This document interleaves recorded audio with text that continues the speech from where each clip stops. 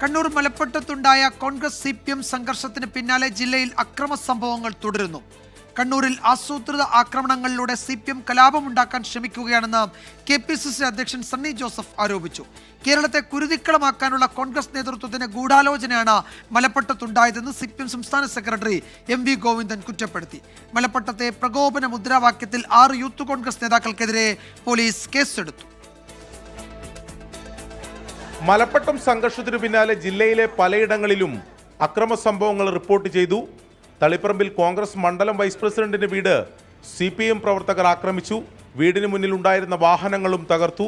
കണ്ണൂരിൽ SFI നടത്തിയ പ്രതിഷേധ പ്രകടനത്തിനിടെയും അക്രമമുണ്ടായി. നഗരത്തിലെ കോൺഗ്രസ് പ്രചാരണ ബോർഡുകൾ നശിപ്പിച്ചു.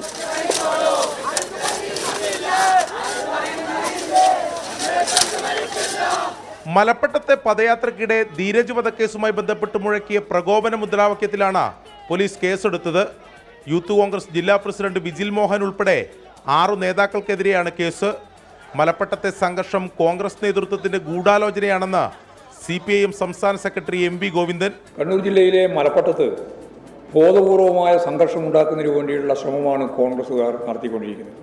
അപ്പോൾ കേരളത്തെ കുരുതിക്കളമാക്കാനുള്ള ഗൂഢാലോചന സംസ്ഥാനാടിസ്ഥാനത്തിലുള്ള ഒരു ഗൂഢാലോചന തന്നെ ഇതിന്റെ ഭാഗമായിട്ടുണ്ട് എന്ന് കാണാൻ കഴിയും. പോലീസിന്റെ അറിവോടെ CPIM കണ്ണൂരിൽ കലാപമുണ്ടാക്കാൻ ശ്രമിക്കുകയാണെന്ന് KPCC പ്രസിഡന്റ് സണ്ണി ജോസഫ് ആരോപിച്ചു.